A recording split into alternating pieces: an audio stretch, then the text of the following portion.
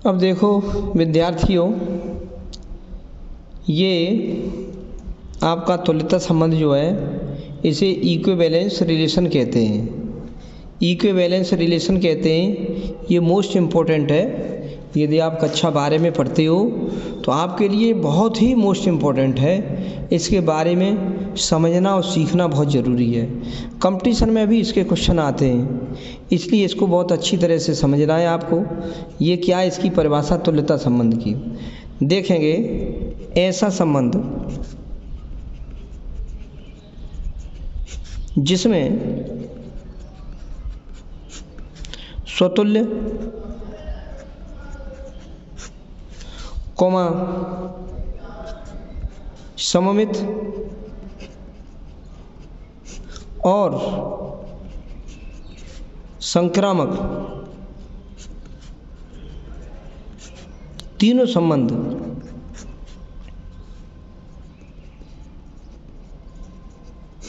पाए जाते हैं। ऐसा संबंध जिसमें स्वतुल्य कोमा सममित और संक्रामक तीनों संबंध पाए जाते हैं, वहाँ तुल्यता संबंध होता है।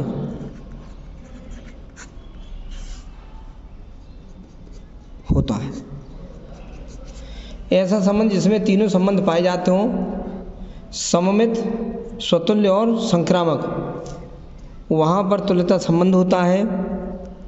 प्रतीकात्मक भाषा में क्या करेंगे? प्रतीकात्मक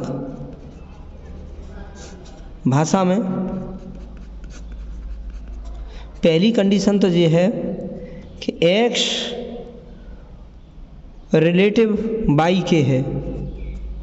x रिलेटिव y है तो इसे इंगित करना चाहिए कि x रिलेटिव x, जबकि x, y एक ही समुच्चय के अवयव हों।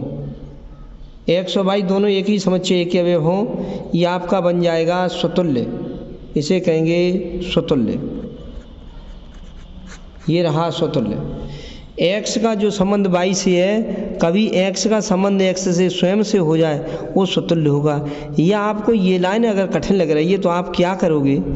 x, y अवयव है r का,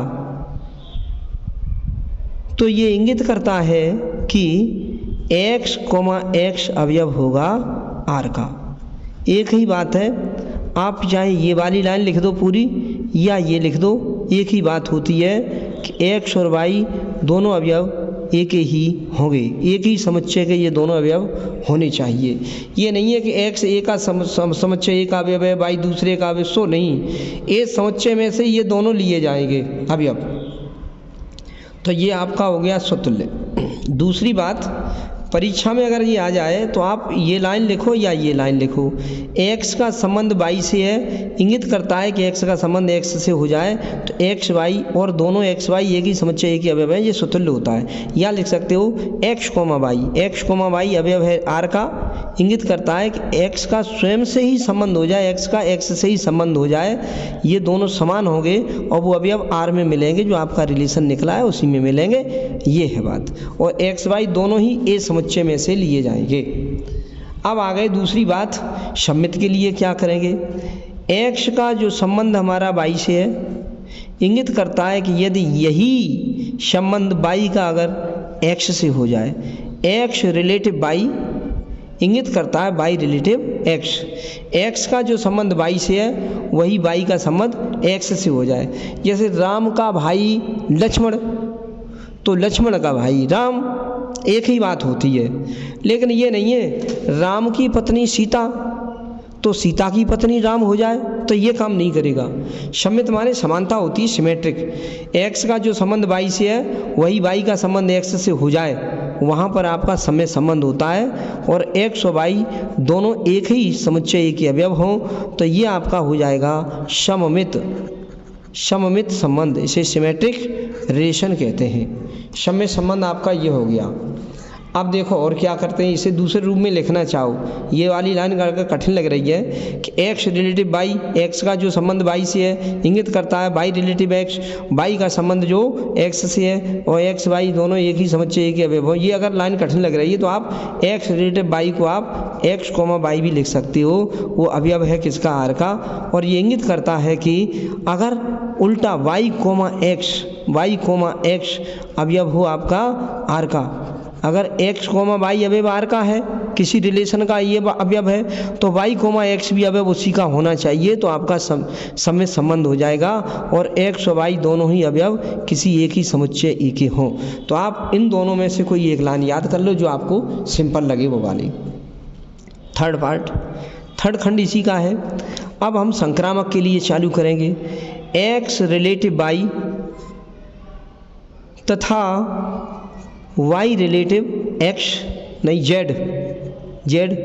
तो ये इंगित करता है कि x रिलेटिव z, x का जो संबंध y से है और y का वही संबंध z से हो, तो x का संबंध वही z से हो जाए, वहाँ संक्रामक संबंध होता है। जबकि x, y, z तीनों एक ही समुच्चय एक ही अवयव हों।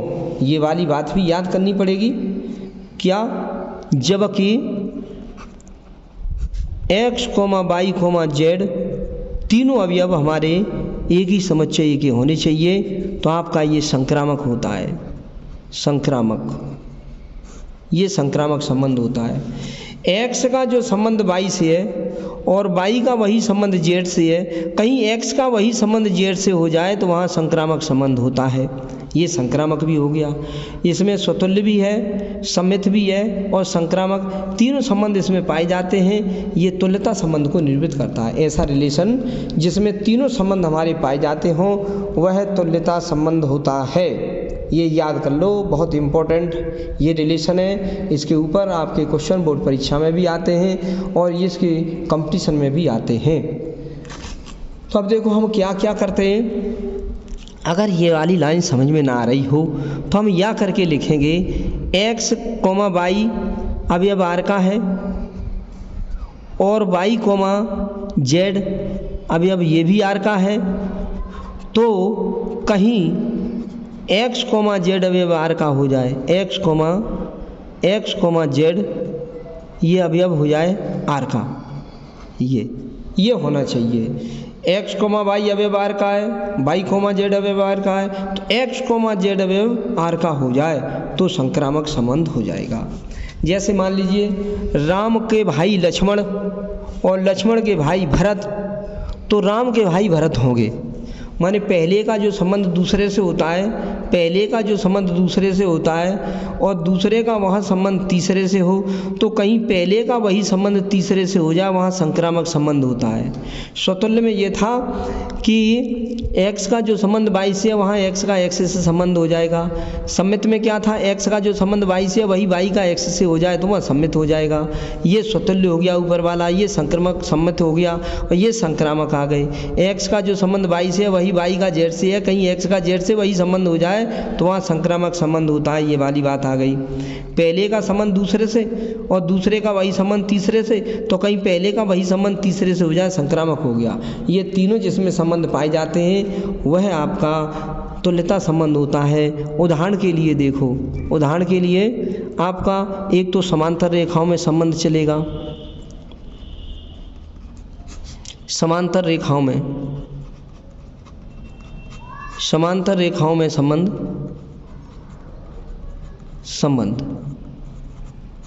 और दूसरा पॉइंट हमारा समरूप त्रिभुजों में संबंध।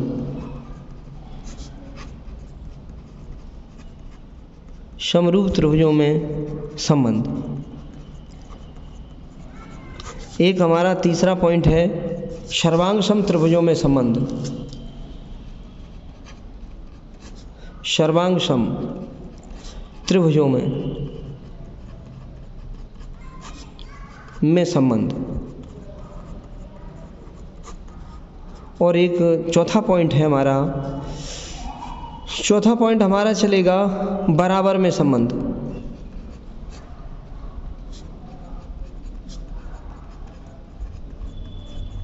ये चार पॉइंट ऐसे हैं इन चारों पॉइंटों में ये चारों पॉइंट दिखाई दे रहे हैं जो आपके ये संबंध, इनमें आपका स्वतुल्य भी है, सम्मित भी है, संक्रामक भी है। समरूप में स्वतुल्य भी है, सम्मित भी है, संक्रामक है। सर्वांग सम त्रिभुजों में स्वतुल्य भी है और सम्मित भी है, संक्रामक भी है। और बराबर में संबंध हमारा स्वतुल्य भी है, सम्मित भी है, संक्रामक भी है।